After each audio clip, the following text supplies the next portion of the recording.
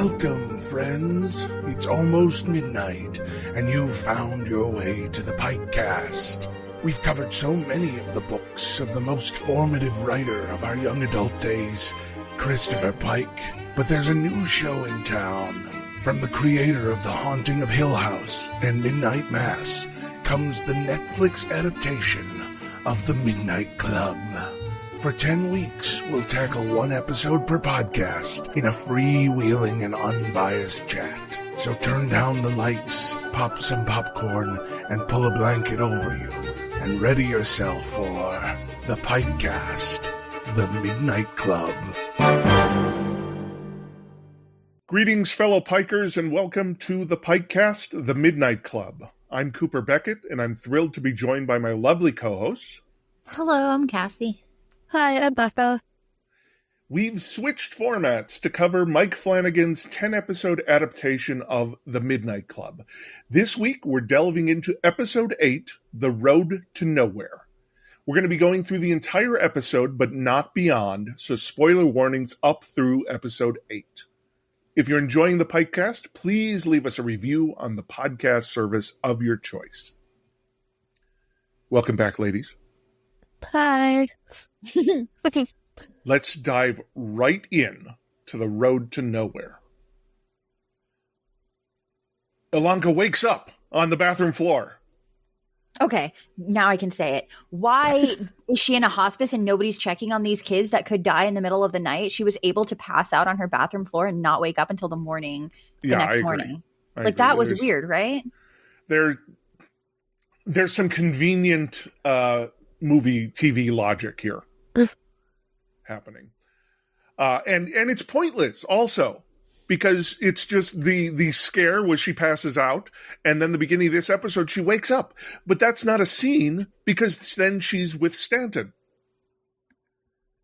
This episode is full of weird jumps like that. I'm throwing that out there. So it's also full of Ilonka being way holier than thou. And it annoys me so much. Because immediately she's confronting Stanton about someone going home. And Stanton makes the very reasonable point that until it's confirmed, it would be cruel to mention to someone that they're going home. Because if they're not actually going home, then they get to wrestle with the fact that they're dying again. And as they've already made peace with the fact that they're dying, telling them will just throw their entire mental state into a loop. But Ilonka is insisting that it's cruel not to tell them. And really, what she really cares about is it her? It's not. No one cares. Anything, ladies? I'm assuming Cassie's quiet for a reason. I was just listening to your recap. I don't know though, because okay, here's the thing. She says no. Yes. But later, Ilonka's like, she told me that she would lie to me even if it was me. Except she didn't. Yeah, she never said that at all. But I was like, maybe I missed something. So that's again Ilonka being very Ilonka, which is annoying for me. Maybe she did say that, but then that was the part they cut out, and they forgot continuity-wise that was relevant later, and they were just like, "Oh fuck, whoops. Well, we'll just move on. It's Ilonka being Ilonka." So they're at group, and Ilonka's being a little shit. And they want to know if they can still meet at the library. And Ilonka says she wants honesty from them. We need to be truthful with each other. And Ilonka plays that, oh, you want us to be truthful? Such bullshit. I am so sick of this character. I am done with her. I feel like fatness too, my dude, so you're not wrong. I think so too. Stanton's like, I could kick you out so fast. You'd be going home, but for the wrong reasons. So Kevin chases Ilonka, and he thinks that the kiss thing is what's wrong with her. And immediately, He's again like being with a no man. warning whatsoever, Ilonka tells Kevin the one thing she said she wouldn't tell anybody. My fucking God here. These hoes ain't loyal. And she tells him that because she thinks the True. ritual worked, just not for Anya. I mean, what kind of belief is this, idiot? Yeah, like that. You did a specific ritual focused on a specific person, and it doesn't. That's not how a ritual works. It wouldn't just like, oops, bounced off her. Right. She's rubber and you're glue. It's like, I didn't see anyone else getting blood put on their head. Yeah, I don't get it. It's like the ritual is contagious. So Ilonka goes to find Shasta, which excites me even more. Is that Because still, Ilonka thinks it's her.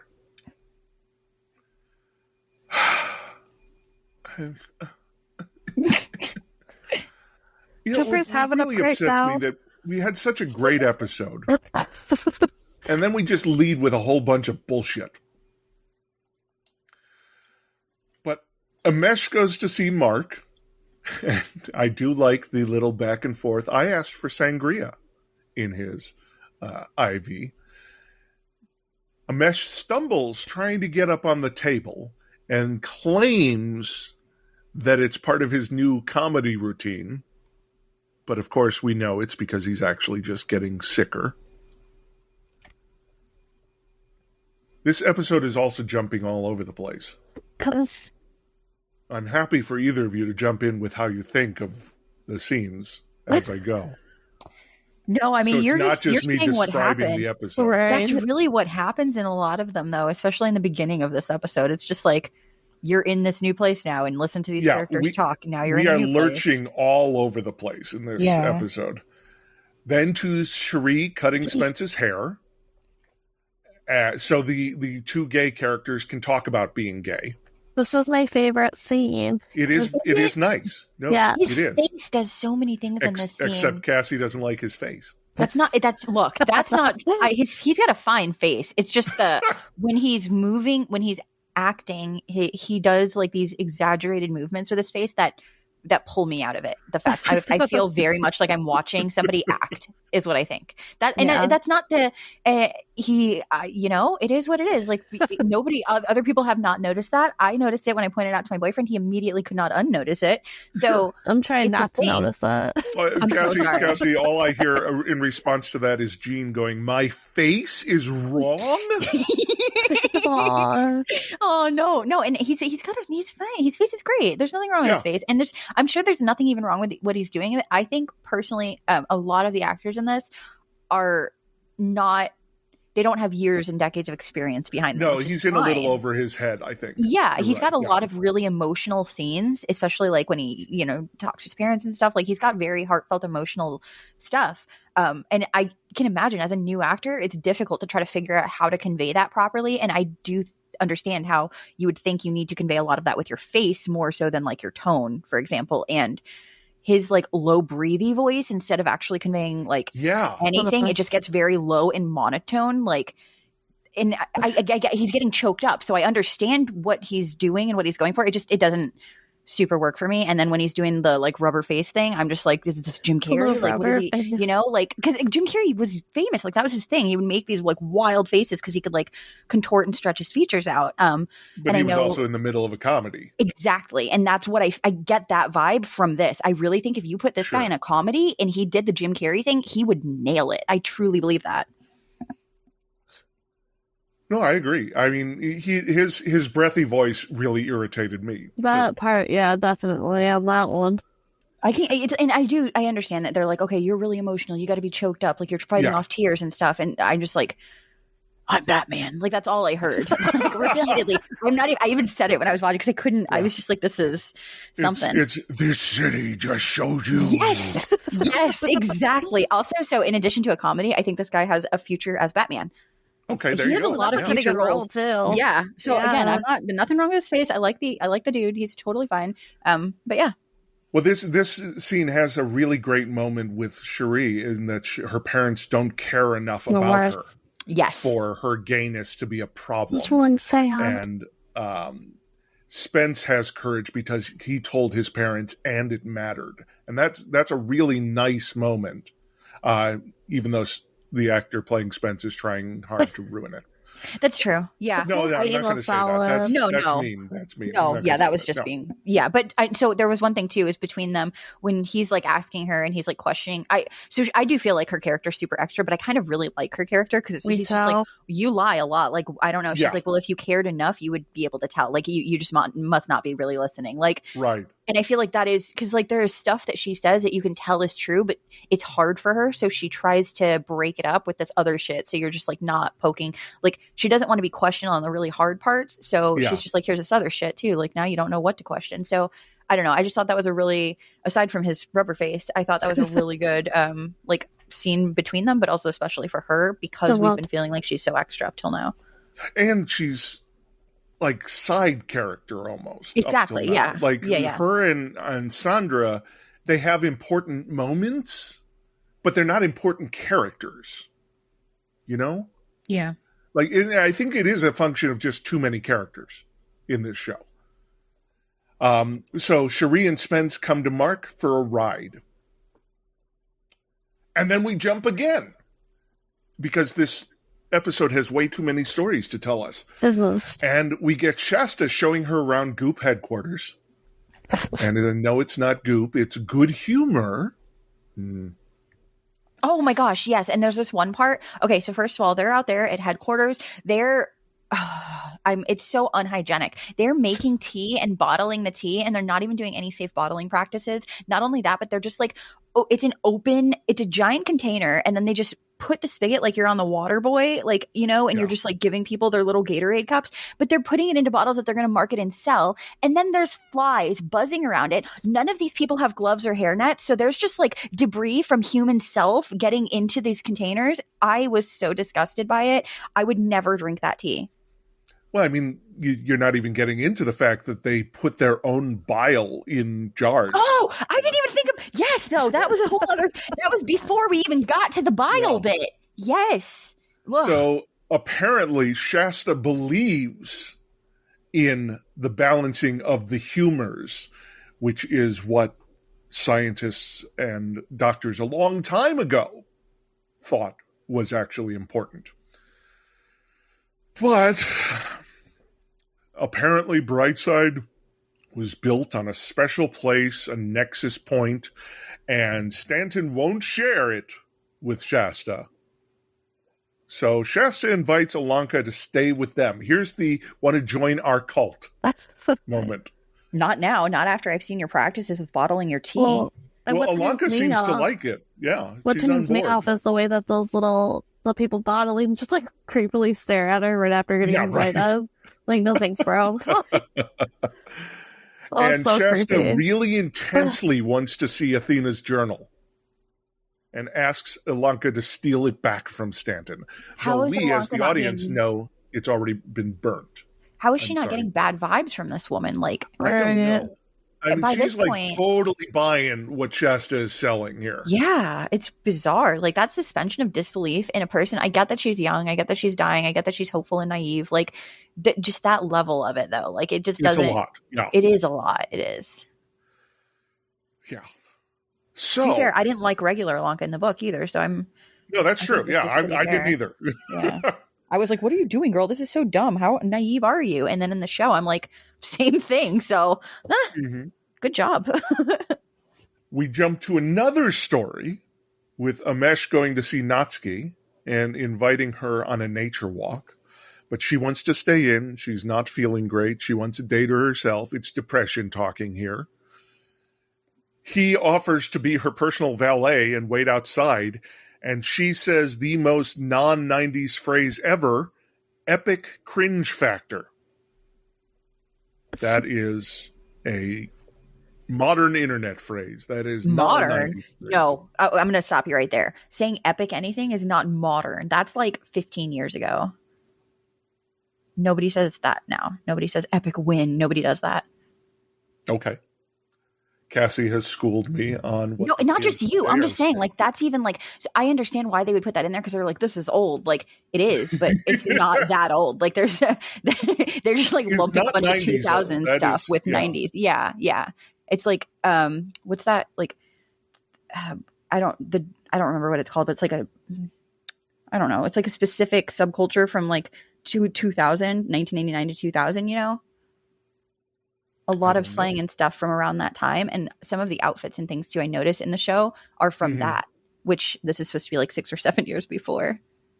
It's flexible. It's not Wedding Singer flexible, but it is flexible in the time frame here. Because Wedding Singer takes place in a world called the 80s. And whatever happened in the 80s can happen at any moment. Anyway. Mark, Cherie, and Spence, because we can't stick with one story in this episode, we're at Spence's house. And he walks in to see his mom, who's watching the most religious show of religious shows. And then he talks for a long time and says good stuff, but he says good stuff in the Batman voice. He does. The whole thing is delivered in that voice. And it's long. But his stuff is good. He says he's going to die, and it's happening now.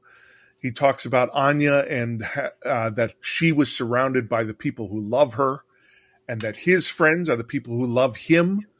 And with or without his mom there, he will be surrounded by people who love him, which is really great.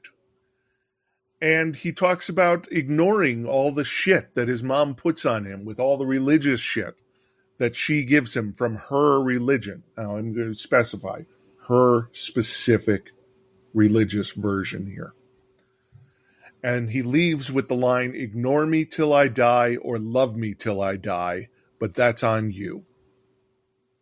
And that's a really good bit of closure for a character. If only it wasn't all done with the Batman voice. He was doing the face in this scene as well. The many faces. Batman voice and the many faces. Yeah. That's my favorite scene, I was impressed that the show didn't have Mom rush after him. Why? Because that would have been an easy thing to play. Like, he convinced her. Oh, but that would have felt nice to watch. I know. I was like, she doesn't go after him. Oh, God. But this is a realistic thing. No, yeah, that's totally fair. Especially in the 90s. I mean, right now, too, religious people are not kind to gay people. So this is the realistic play, and we don't get the happy closure because we're getting the closure we're supposed to have. Not supposed to have. The closure that's realistic, I guess. So jumping again, Stanton gets a call. Those results she heard are good. Someone is going home. Dun, dun, dun. But we can't focus on that because Spence, Mark, and Cherie come back. Would you do it again? Well, yes, you know you did the right thing.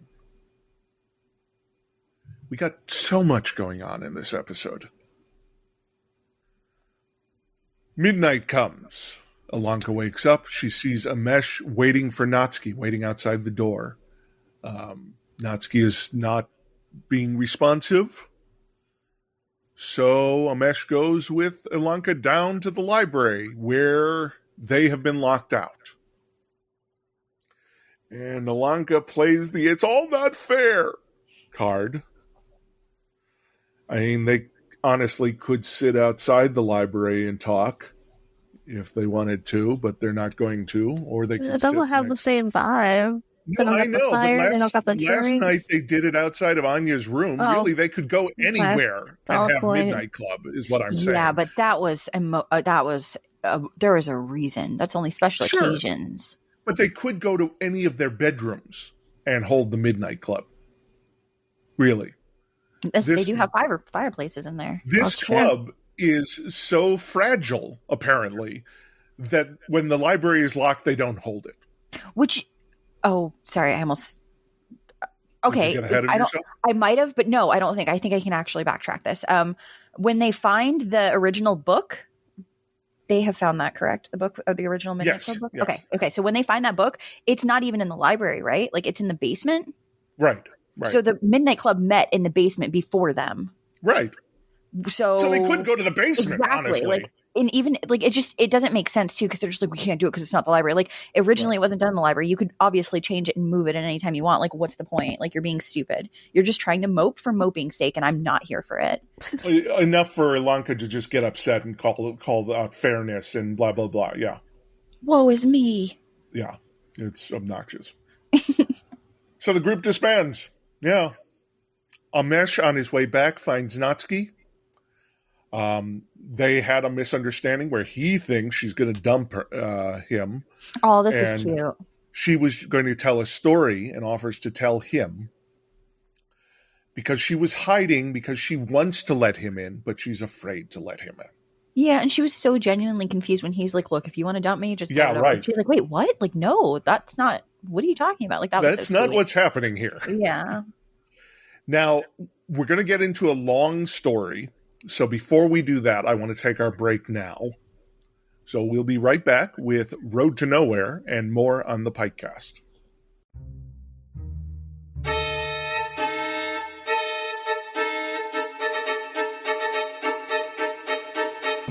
Wow, friends.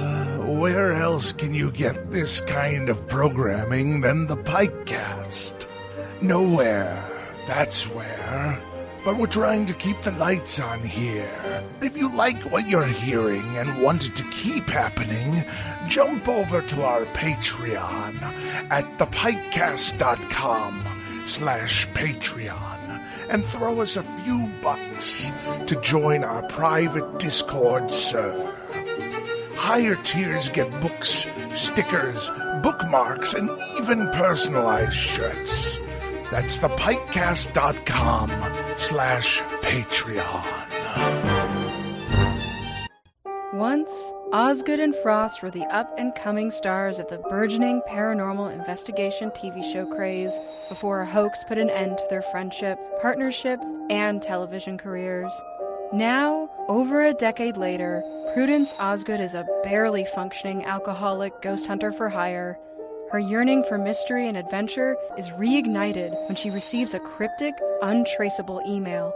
She can't resist embarking on an investigation that tugs threads, winding through a sinister series of disappearances, her former partner's family, and a night 20 years ago when a semi blew a yellow light and nearly killed her. Reviewers are calling Osgood Is Gone a masterfully vulnerable and relatable 21st century horror story, and a bourbon-soaked supernatural mystery with sparkling dialogue that sticks the landing on LGBT characters, and main character Prudence Osgood, as tortured as she is clever, broken in all the best ways, and a true heroine for our times. Buy it today at Osgood Is Gone as a paperback, ebook, or audiobook narrated by me, JJ Ronvier. Welcome back to the PikeCast. Where we are is Natsuki and Amesh sitting in front of a fireplace somewhere, I'm assuming in one of their rooms. So Natsuki can tell Amesh the story Road to Nowhere. And we heard her telling the story to Tristan, right? Tristan was the character who died that we barely saw? Yeah, that was her roommate too. So I think it's her room because otherwise I think the other room would be shared. Right. Yeah. Right. Okay. So he must be in her room right now, which is nice because she's probably like a little bit funky in there and he's just like, let me come in anyways. I don't care. I like your funk. Yeah. Like that's a nice, when you're depressed, like if you have somebody who's I totally get like, that. That's yeah. really nice. Yeah. So Road to Nowhere, which is one of my favorite books here. Me too. Teresa had to get away, and Teresa is played by Natsuki. She goes into her garage, and she sits there, and immediately I knew what this story was going to tell us. And I didn't remember this being from the book. No. But I did know that this was going to be a story about someone who's actually dying in the garage. Because she turned on the car with the garage door closed.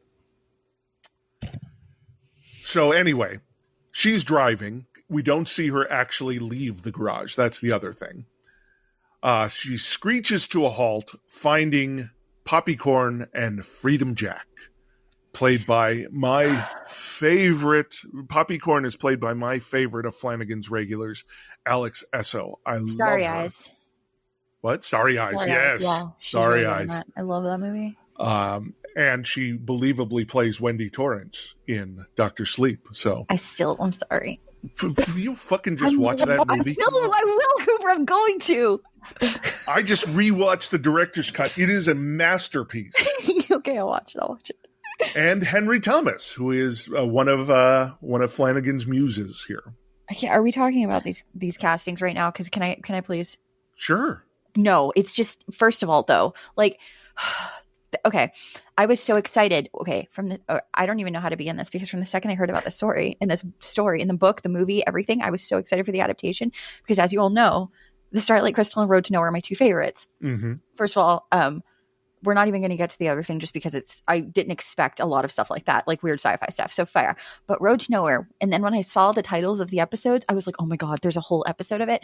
This, when they show me Jack and Poppy, is not what I thought I would see. Is really? Because Freedom Jack or whatever, that's exactly what I pictured. 500 years old, dude. Like, that's what why I is he still? No, he's okay. Let me just look. I have such opinions about this. Okay, Freedom Jack is supposed to be young, hot, super blonde, super wearing all white, very pasty, kind of angelic, but I picture him fuck turfs and everything like that, but I pictured him kind of like Draco, like that sort of vibe where he's very kind of pale and just because he's supposed to have almost near white hair, and he's supposed to be the angel, and then Poppy's supposed to be this goth, cool, dark bitch, dark lipstick, dark hair, dark clothes, pale skin, and she's chain smoking cigarettes, and she's supposed to be when you meet them, you're okay, this is the angel, this is the devil. That I got that because they're so clearly identified by how they look. They switch it, and the thing is, there's a switch in the book, so there's no reason to switch it in the show preemptively, and then they just make them look regular, weird aging rock stars. That's so bizarre to me. Freedom Jack, there's a whole subplot of how sexual he is and the fact that he tries to tempt her sexually. What's sexual about this old man? I'm no offense to the actor or anything. I just, from what I pictured and what I expected to what I got, I was immediately, when they started this story, what the fuck? What the fuck is this? I was not into that. I was not happy. And then also, like you said, Cooper, I understood that she was in the garage, and I was I see what they're doing because I do remember the story and I know what happens, and that's not it. And I was also what the fuck? But anyways, and then there's so much before too, her friend and the boyfriend, her first love, they betray, there's the betrayal, the best friend is a Pike, and then there's fish, the aquarium of the fish while they're having sex, Ralph. This is beyond the cockroach. This is egregious. There should have been. I have such feelings about this. And look, if you removed the fact that it was an adaptation, I would be fine. I would be completely fine. And I know this is a very specific, I wanted something that I did not get as a person who loves the book. I understand that. I get that fully. No hate to anybody. Only hate to what I got compared to what I wanted. Well, I think we've all had moments like that on this series. How visceral were they? Because this one was very... You remember how much I hated the noir episode, right? I do, but can you imagine if they did... what's the one that you really liked with the abortions? Imagine if they did that one, your favorite book, and they completely fucking ruined it. You know what I mean, though. I do. Whisper of Death. Thank you. I'm sorry. I couldn't remember. I didn't mean to be crass. I legitimately could not remember the name of it. But I love that book as well. But imagine if they did that, and then instead of okay, you're expecting cool carved soap baby, and then what they do is I'm actually an artist. Here's my big portrait. Oh, it looks like a fetus. That's funny. That's not what's in. That's not the same thing. What the you understand? I do. No, I do understand. Since Road to Nowhere was not one of my Pike growing up books, and I have only read it once, I did not remember it as much. I remember. I guess I didn't either. Dude, I've read that book 30 times. I'm not even kidding. And Cassie, I do have to ask you, having mentioned E.T. on this podcast, you do know who Henry Thomas is, right? Oh, he's the dad. No, he's the kid in E.T. Wait, really? But is he in the one with the little girl, the bent neck lady? Is he in that? Yeah. Is he the dad? Yeah. Okay. But, I know he was also Elliot in E.T. I did not know he was Elliot, but I completely didn't realize that I had seen him before in something, but he's always been familiar to me, and I didn't bother looking it up just because I was so upset about that he's not Freedom Jack. And look, I just want to be very clear. I don't care about the actor. Like, I'm not insulting him or anything, and I'm not trying to be a jerk, but like when you're expecting somebody who's like 19 years old and then you get somebody who looks like they're in their 60s, that's jarring. And it was, and there's a whole part in the book where they fuck. Like, that's not going to happen with this dude. Like, I don't want that in my thing. Like, that's weird. He's not giving me that vibe. He's giving me an aging rock star. Like, I've got to help this guy get back to his good heart, you know? Like, that's the vibe I'm getting from him. Not like, ooh, devilish, angelic, sexy man, you know? Like, no. I'm just going to point out that Henry Thomas is 8 years older than me. Can you look at how he looks in that show, Cooper? That they aged him. They did something to that man, because even in the one with the bent neck, he does not look the same. Like, that's why it took me so long to realize who he was. Okay. They've aged him. He looks much older. He looks, especially when she sees him on the road and she's like stoplights on him or whatever, or not stoplights, but you know, her car lights.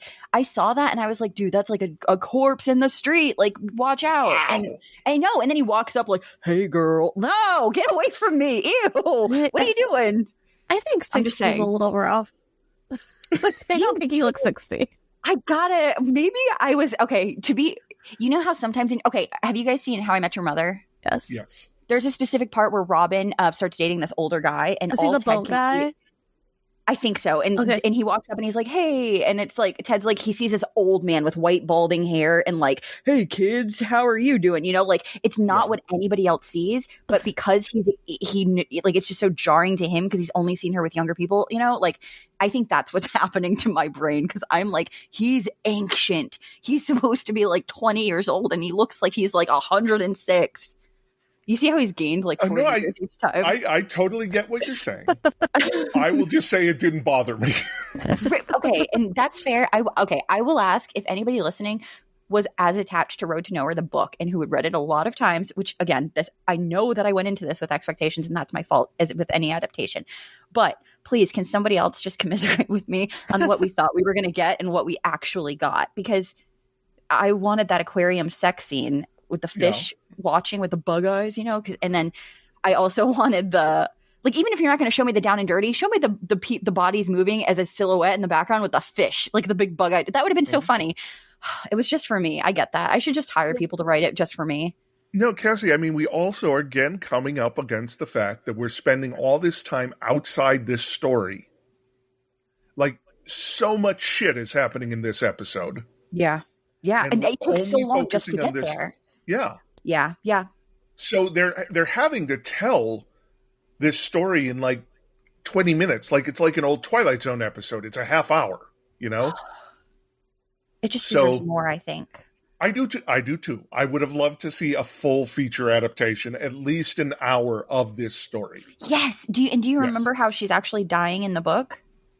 No, how was she dying? Whole time it's suicide. Yeah, so her boyfriend and best friend cheat on her, and she slits her wrists, and her wrist is aching the whole time she's driving. And they mention it throughout the story. She's like, and so I see what they did. They're like, she's mentioning the smell. They're trying to get her out of the car. The other one's trying to keep her in. I do get it, and that's why I'm saying, like, if this was its own thing, but just to what I expected to see and what I saw, I was jarred. I was completely taken aback, and I like it. It's fine, especially like toward the end. Like, I was like, this is very heartfelt. Like, there's, you know, but it took the nugget of the story rather than the story itself. Yes, it did. Yeah, that's absolutely fair. It's more like it was inspired by this book rather than being an adaptation, which is not what I expected. And I think that's why I have such a strong opinion about it.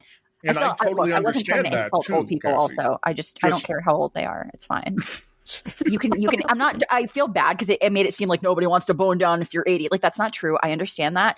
I was expecting to see a very sexual young man, and then when I saw an older aging rock star type stuff, that, like, it was a different vibe. So I don't want anybody who's older listening to this and thinking I hate them. I'm sure you're boneable. It's not. It's maybe don't believe that? I don't know. You can decide, but I just don't want to offend anybody. But I was not expecting him. I understand what you're saying, Okay. and the fact that I am 8 years younger than Henry Thomas does not completely throw me off here. So let's talk about this story, though. So first of all, Henry Thomas doesn't stop talking for almost the entire story. And it's good and bad. It's bizarre stuff, but it's designed to throw you off, I think. One thing, did you realize that it was Natsuki walking by the side of the road? Yes. In the first view? Yes. Yeah. Yeah. I wrote down, we see someone walking, looks like Natsuki, but then the second time I wasn't sure because it was then a dead Natsuki. Poppy tells her to pull over at a gas station. Freedom Jack tells her to keep going. They stop, and Freedom Jack gets out.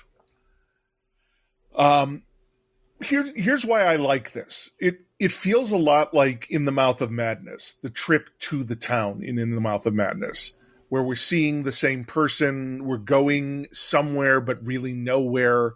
It's sort of outside the world. It's eerier than in the book. You know, it takes a lot longer for us to feel something's wrong in the book.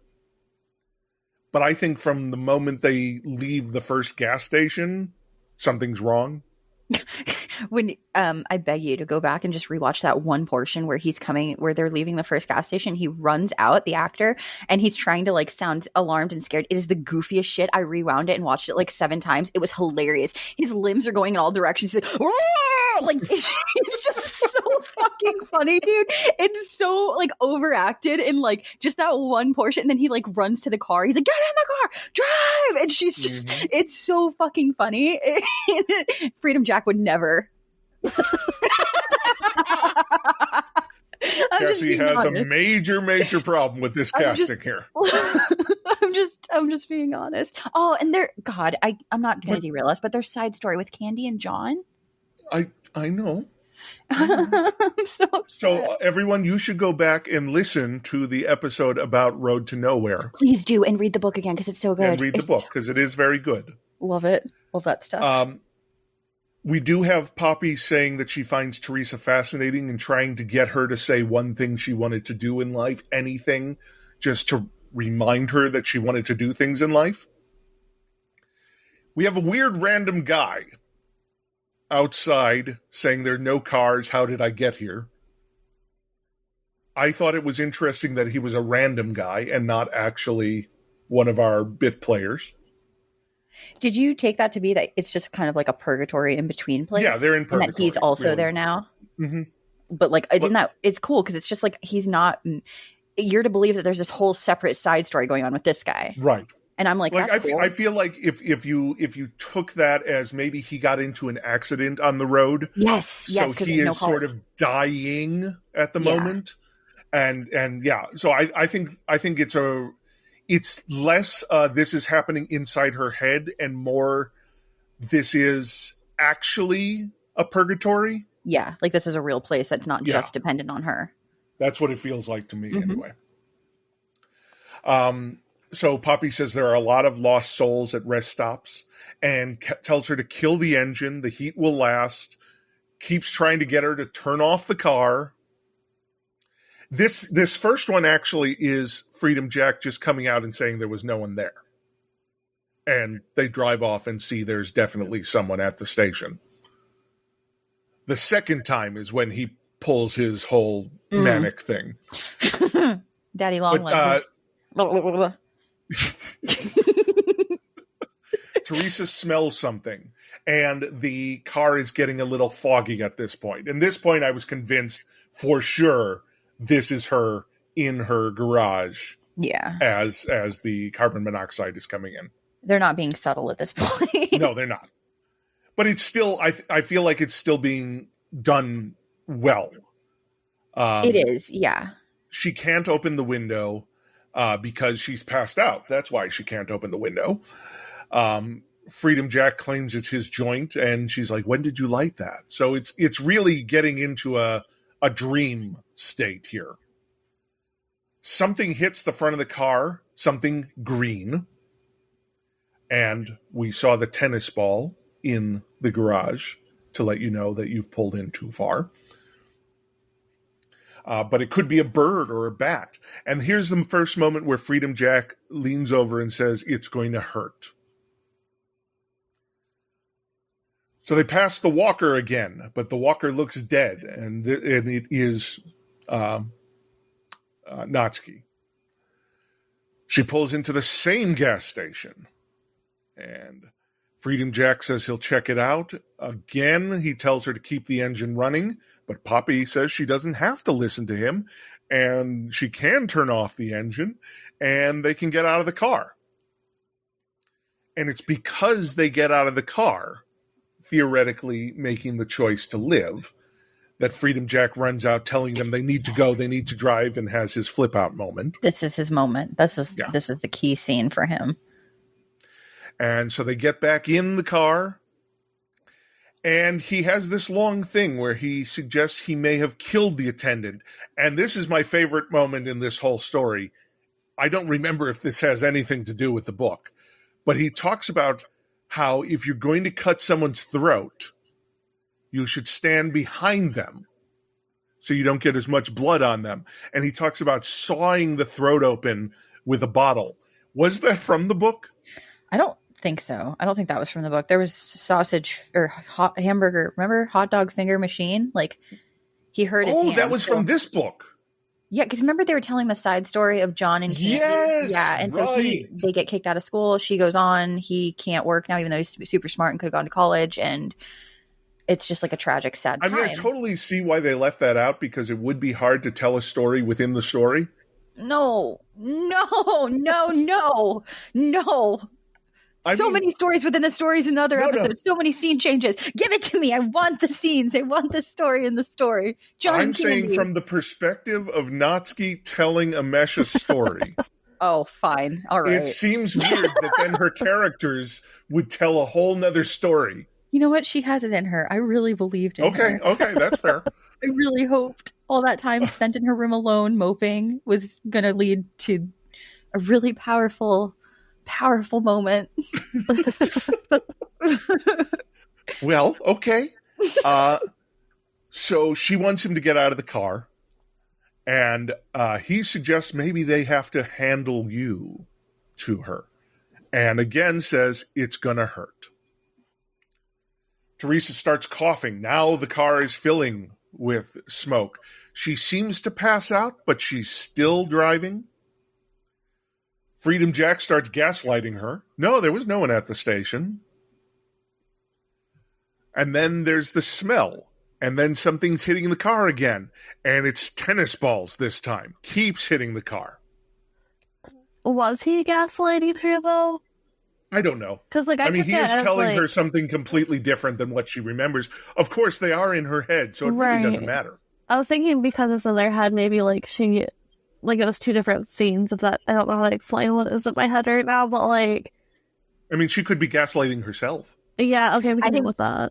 I think that's what it is, because I think internally she's having this, like, get out of the car, you should live, but no, also at the same time. So, like, she's like, I know that I saw this, but she's like, no, there's nothing there. Stay in the car, you're fine. Just keep going. Right. Like, yeah. So they pass the walker again, and it's now a ghoul on the level of the old woman and the old man. Darling. I still can't believe little Elliot is fucking Freedom Jack. Yeah, little Elliot. That's wild. What a cutie.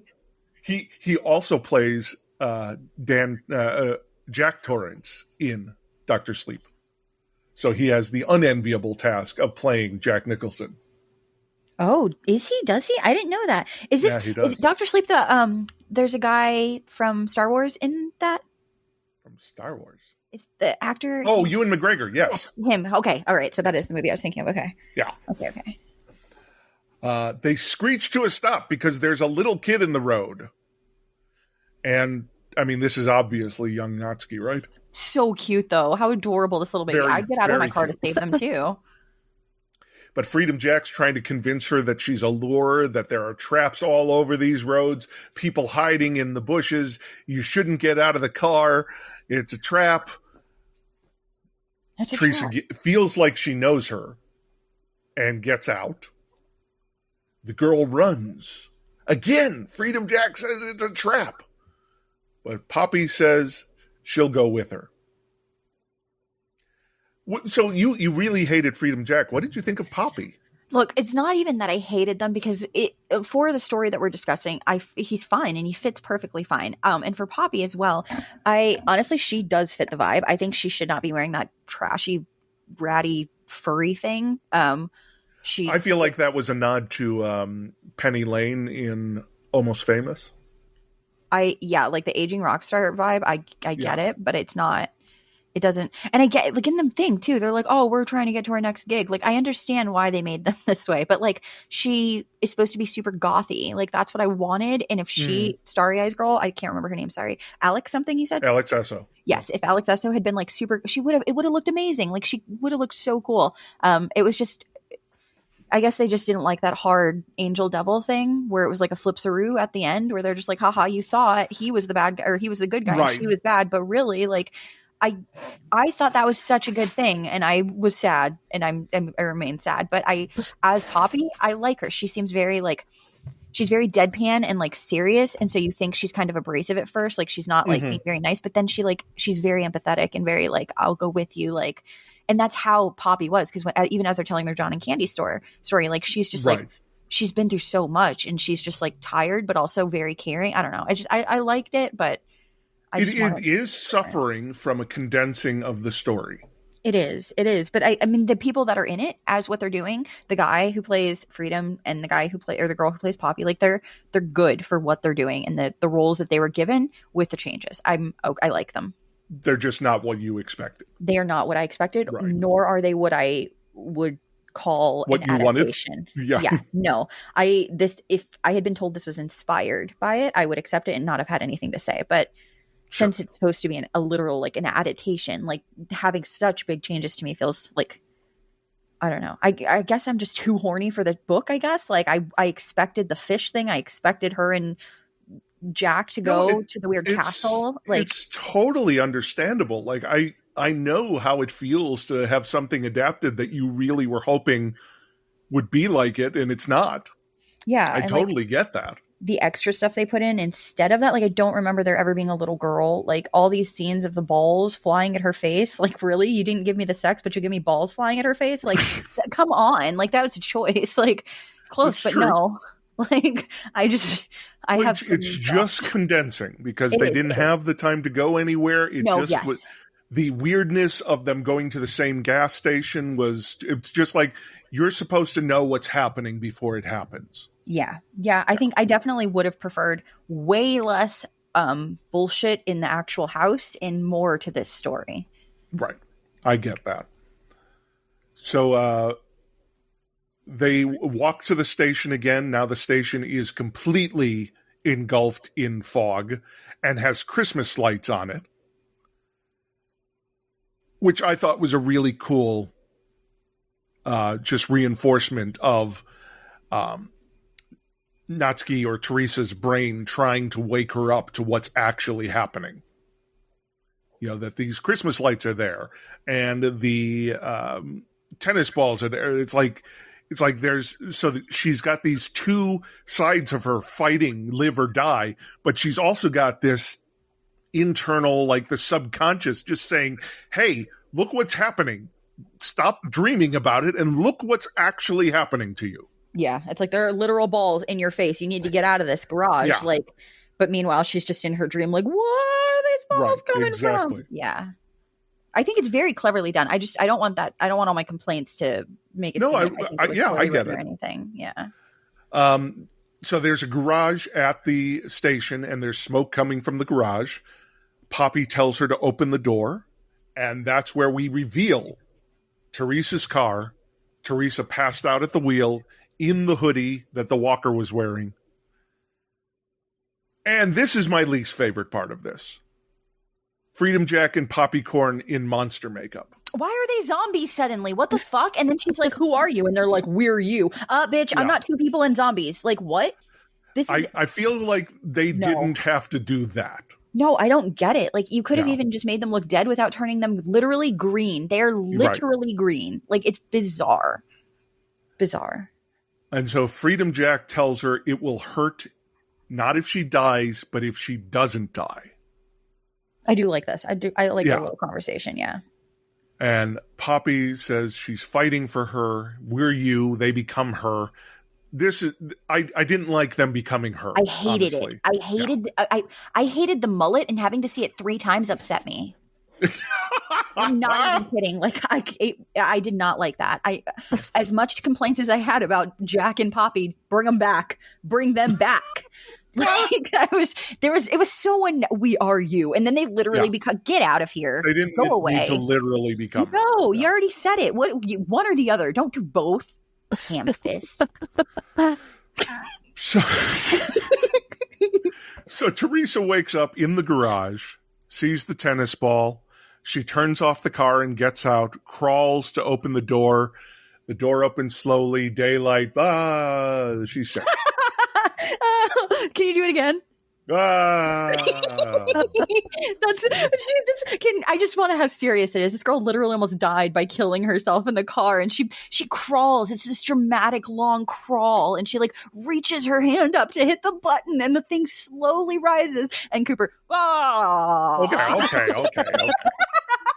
Well, what I'm gonna do is, remember earlier we were talking about how we got what we needed when Spence tells his mom that he does, he loves her, but he doesn't. She gets to decide, and she doesn't chase after him. That's what was needed, not what we wanted.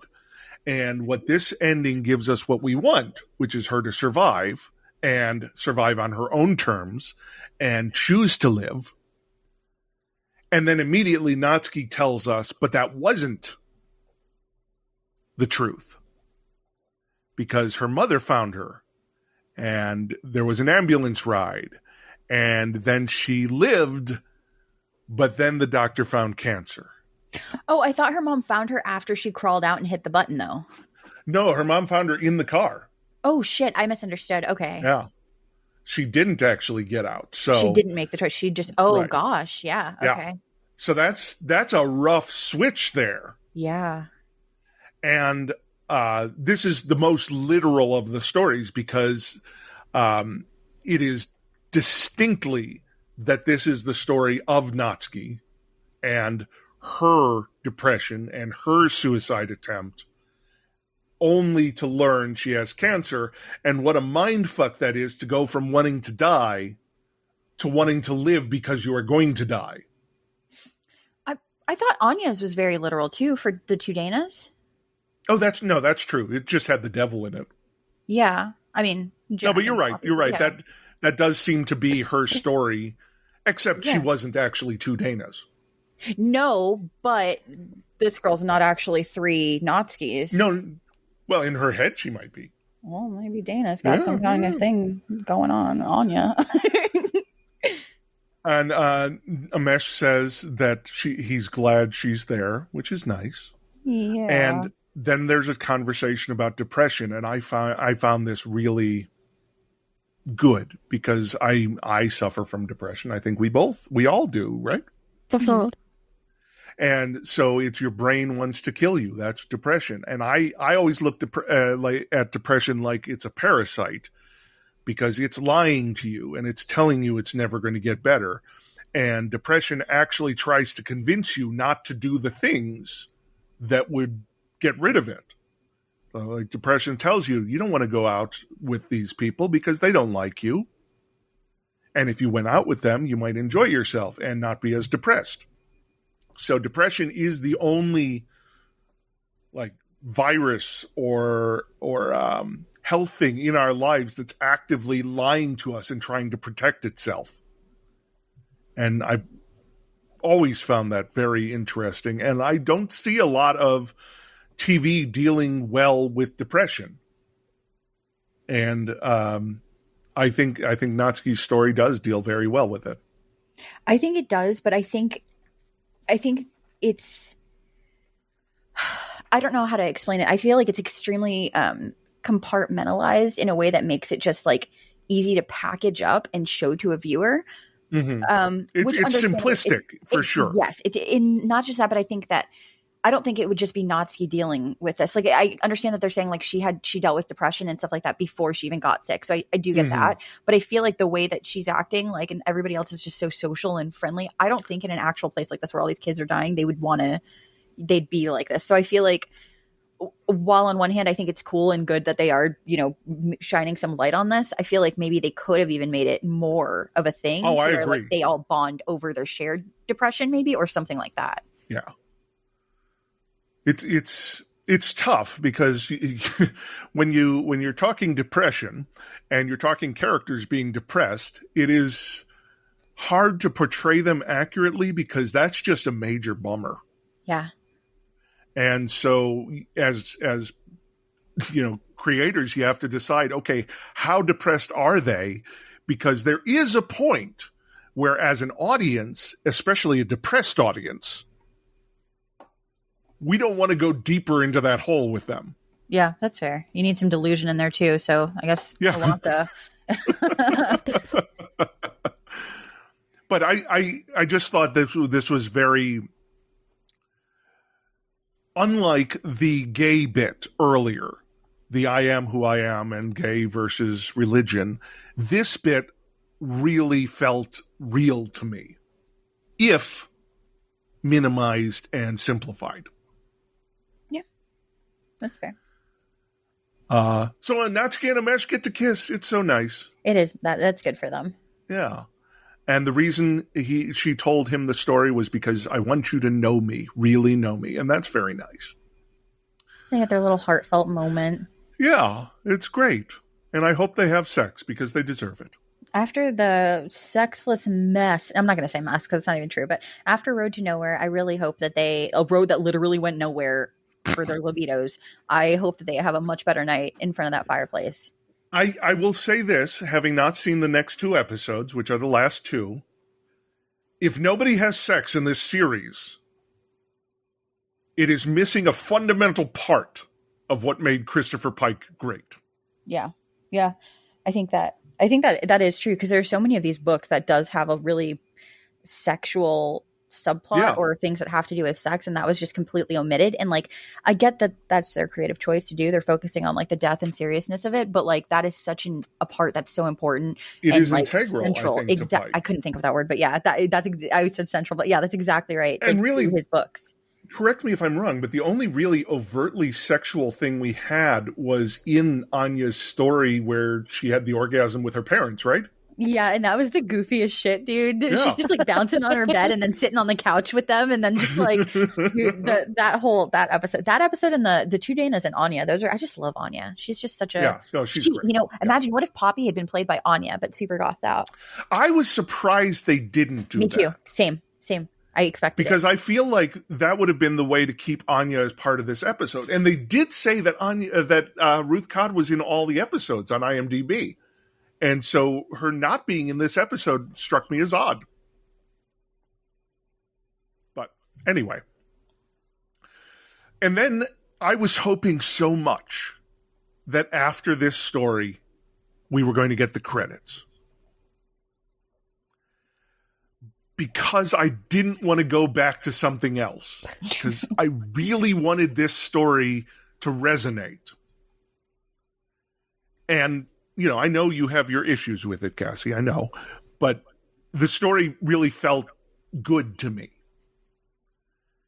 And instead, we get Ilonka hearing a girl crying, coming from the basement. So she goes down to the basement in the darkness. And there's something in the dark, and it's the old woman. But it's not the old woman because it's Kevin. Ilonka's always off the bullshit, am I right? She really is. Also, just like the fact that she hears a young girl crying, and then she goes down there, and it's an old woman that she sees, and then she touches it, and it's a guy. Yeah. I'd be like, "What the fuck is happening right now?"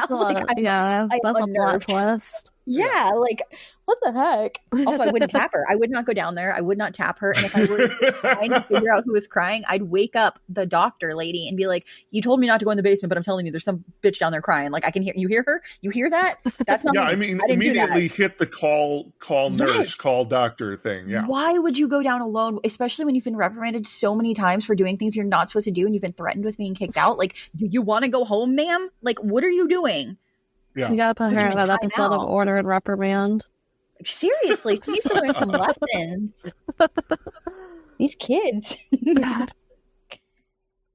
So that's the episode. Let's talk favorite and least favorite things. I have a feeling what Cassie's might be. So I want to hear Cassie's favorite. My favorite part of this episode. Favorite thing from the episode. My favorite part of the episode was seeing the title and expecting Road to Nowhere when I started. So your favorite part of the episode was the anticipation that it was going to be better than it was for you. Yeah, that's mean, but I take it back because it's not even true, but that's funny. Yes, but no. Okay. My favorite, God, I have a lot of least favorites, but okay. My favorite part of this episode. Hang on. Okay, my favorite part of this episode is when he runs out of the convenience store and he does the daddy long legs move and he's like, "Oh, get in the car! Like, you gotta do this stuff!" And the Teresa girl, like, if somebody approached me like that, first of all, I would freeze. I'd be like, "What is going on? You need to explain yourself right now." I would not move. This girl jumps back in the car and is like, "All right, roger that. Let's go!" Like, it's so dumb. I love it. That's a good part. That's my favorite because I can't think of anything else that would be a favorite. So are you just going to say that the story is your least favorite? No, I'm not. I'm going to say a lot more than that. I'm going to say specifically the zombie portion was my least favorite, and then also the triple Natsuki, that was unnecessary. That's my least favorite. The mullet as a choice in general was my least favorite. The weird, like, why is she walking on the side of the road while she's driving, and how are you not just speeding past her? Like, how are you even seeing her face? When I drive past people on the road, I don't stop and see their faces. I don't slow down while I'm passing them. That was my least favorite part. And then also the balls flying out the face without us actually going to the castle and like doing Bone Zone, that was my least favorite part. And then not having John and Candy at all, completely omitting a very crucial part of that entire book for the sake of fitting this in so that we could have Ilonka stumbling around being a dumbass. That is my least favorite part. That was all. I'm done. I'm going to get on board with your least favorite part about we see Ilonka stumbling around being a dumbass and ruining the fact that this story doesn't have enough time. Yes, really. I defended her so much up to this point, and then they give me this, like, so little of what I want and so much of what I don't know. Egregious. Becca, what's your favorite part of the episode? My favorite part was Spence. Don't be afraid to say something from the story. Oh, okay. No, that's not my favorite part. Well, my favorite is Spence and Sherry's conversation, and just the fact that when he's like, "So you're gay?" and she's like, "So what?" That was a pretty good moment. That is a nice moment. I really just always like the sweet bonding moments of the show. Watch that scene again, but picture him as like Jim Carrey with the face. Don't ruin that, Cassie. Maybe we'll make it even better. Don't ruin Becca's favorite thing. That's not nice. She could like it even more after that. No. I have to tell you guys something. Okay. I am not a big Jim Carrey fan at all. Okay. I'm so sorry. I had to be clear that would upset you. No, my mom literally cannot stand him, and him and Robin Williams are my two favorite actors. And my mom, like my entire life, my mom cannot stand. She thinks he's stupid. She hates what he does with his face. She hates what he does with his voice. She's so irritated that if I'm watching a movie and she could hear him speaking, she'd be like, "Turn it off, watch something else." Like, so I know that that's not for everybody. The only thing I like about Jim Carrey is the Grinch. Like, that was excellent. But other than that, I don't. Really, the Claw in Liar Liar and the okay. Okay. Eternal Sunshine? You don't like Eternal Sunshine? Okay, that one's fine. That one's fine. Okay, I was like, really? That's I just know that Becca needs to go at some point. Oh, I'm so sorry. You're right. Go all the way down. Sorry, I was late to work. I was talking about Jim Carrey with my friend. Totally valid reason, y'all. Let's finish the episode, and then you talk about Jim Carrey until she needs to go. There. Okay. Becca, what was your least favorite? So I don't really like Shasta, as we talked about, and I feel like I'm just like bored of that whole subplot of her being her. Wait, is this where they were bottling the teas? Was that this episode? Yeah. Oh my god, I feel like we've come so far. That was also my least favorite part. Yeah. Anytime she goes outside to talk to her, I'm kind of like bored during those parts. Yeah. I'm with you. I am also totally sick of the Shasta stuff. Totally sick of it. Isn't that a soda? So when you guys Shasta, I'm tired of that stuff. Give me the Coke. So over it. My favorite thing, I adore Alex Esso. I've loved everything I've seen her in. I was so excited that she was going to be in this episode. She is my number one pick. If we make an Osgood series, I would love her to be Prudence Osgood, my character. So she is my favorite part of the episode. That's cute. Becca, have you seen Starry Eyes? No, I have not. You should see that. I think that's a Becca movie. I think it's fucked up, and it's a horror movie, but fucked up. And have you seen The Neon Demon? No, I don't think so. That's a fucked up movie. Those are the two movies. They're horror-y, but they're very like bisexual lighting vibes. And then the other ones, they're about like the movie industry basically, and like girls who basically get like eaten up and fucked up in it. So you should watch those two. They're really good. I think you specifically, like knowing you and the stuff you like and don't like. If you hate them though, don't hate me. Oh, I won't hate you. I'll definitely watch them. Yes. It's good that you won't hate each other for movie recommendations. It's okay that you like Jim Carrey and I don't, I think. Yes. I hope it's okay. I'll watch all the Jim Carrey. You don't have it. I'll keep it all away from you. I'll just keep it all to myself. And then just do you like Robin Williams? Huh? Do you like Robin Williams? Okay, hold on. We got to finish the fucking episode. Oh, great. I'm sorry. I thought we finished. I'm so sorry. Okay. I'm trying so hard. I'm so sorry. Okay, let's move into the last act where we talk our final thoughts and ratings out of 5 pikes. I'm very curious about Cassie's, but I want to give it to Becca first. Okay. So I really don't have like a solid opinion. This episode is kind of whatever. So I'm just going to slap it in the middle and give it 3 mullets. 3. Oh my fucking god. What? I mean, I'll give it 2.5 if you want. No. We're not bargaining ratings here. I'm just trying to be in the middle, you know? We're just like haggling. I'm the auctioneer. No, not 3 too many mullets. That's not how this works. It's true, though. 3 is too many mullets, just for the record. I think 1 mullet is too many. I was going to say that, but I didn't want to offend any of our mullet-having listeners. Well, our mullet-having listeners just need to know, just get a different haircut. No one will make fun of you if you get a different haircut. Whoa, Becca, you love mullets? Well, not really, but if anyone has one, I love it. No, look, I just want to, if you have a mullet and you love it, rock it. You look great, and I'm not hating on you at all whatsoever, just to be clear. You do it. I would never, but you do it. When I was little, I asked my aunt to cut my bangs. She gave me a mullet, and I swear to God, I looked in the mirror, I thought I was going to get cute bangs like the other little girls at my school. I cried for like 6 hours. Like so bad I almost puked.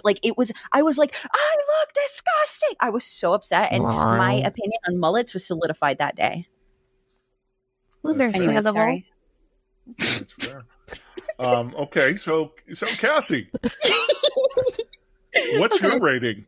Yes, I don't know if you heard, but I rubbed my hands together for. I didn't hear that. No, but it's good to know. How about now? Yeah. Now I heard it. Yeah. Okay, my rating for this one. I'm gonna give it. Okay. I'm gonna give it 2 pikes with a bunch of balls being thrown at your face that equal half a pike. Balls? Half a pike, though. They only equal that much. No matter how. It's 150 balls. It equals 1/2 of a pike. Okay, it's 2 balls. It equals 1/2 of a pike. Gotcha. Okay. That's just, yeah. And then also, there's a little bitty fish watching people have sex, but you can't see him because he wasn't in the episode, but he's there. He is there. And she's doing it with Ralph. So he's behind yes. okay. Yes, Ralph's fish. She'll never think of anything else when she has sex other than that aquarium. That's fair. Mm-hmm. Wait a minute. Okay. I think the Ralph sex thing was from the Immortal because her best friend, remember, Ralph disappears and she's like, he moved away and I didn't hear from him again. But later on, you find out her best friend is evil, an evil Greek goddess. She kills Ralph. She was like, yeah, you never heard from him again because I took care of him. Oh my God. I confused my Pike books and Ralph and the Sick. That's why they didn't put the fish and the sex in here. It wasn't even this one.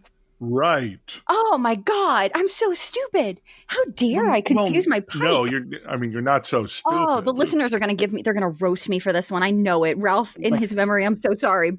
Rest in peace. We have read a lot of Pike books. That's true. And I'm sure there's a lot of sex near aquariums in the books. Yeah, there's got to be, right?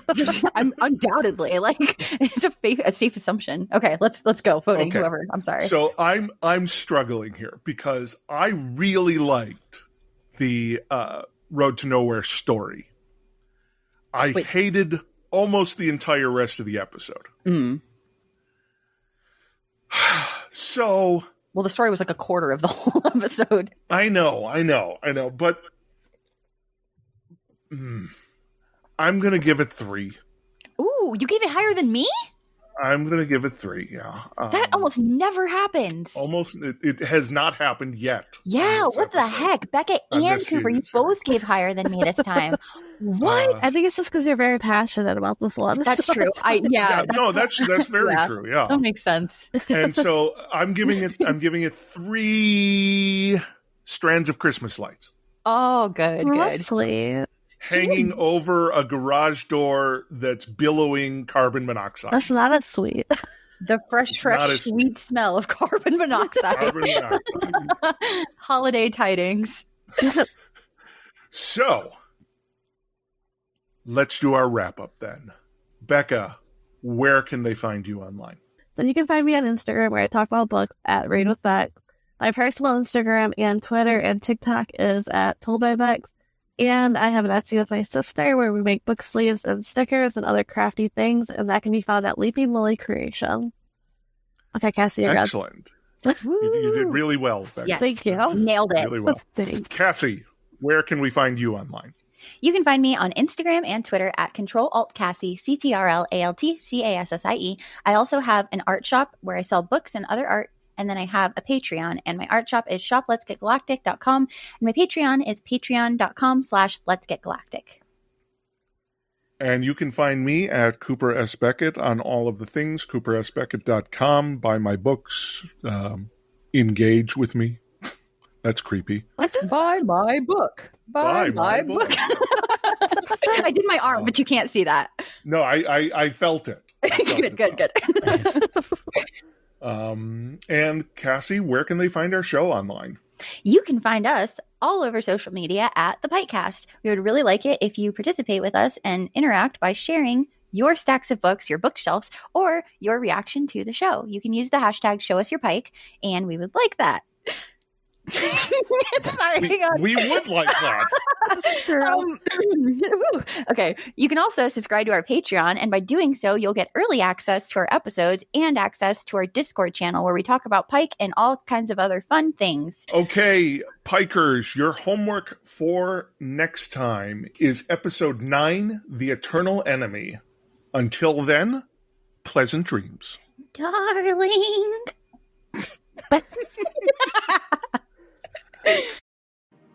You survived the night, friends.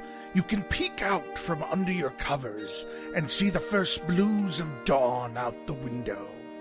Thanks for spending the night with the PikeCast, and we hope you'll join us again next time. Until then, Pikers, pleasant dreams. And you can find nice stuff that I'm going to start this over. Sure. I love you, Becca. I thought you were muting yourself. I know. Listen, I just want to explain. I'm not laughing at her. It's only because the last episode where she was like, I'm going to do it like Cooper next time because that was easier. And then I was waiting for it, and then this. So that's why. I wasn't laughing at you. I was just laughing because I was expecting it. That's all. Well, I love you. You're doing so good. Thank you. I'm going to try again, though. Okay, I'll mute. And you can find me at Cooper S. Beckett on all the things. I just fucked up with my microphone here, so I'm going to start that again. And That's all. Please hang out with us. Thank you. Somebody save me. I will. Don't worry.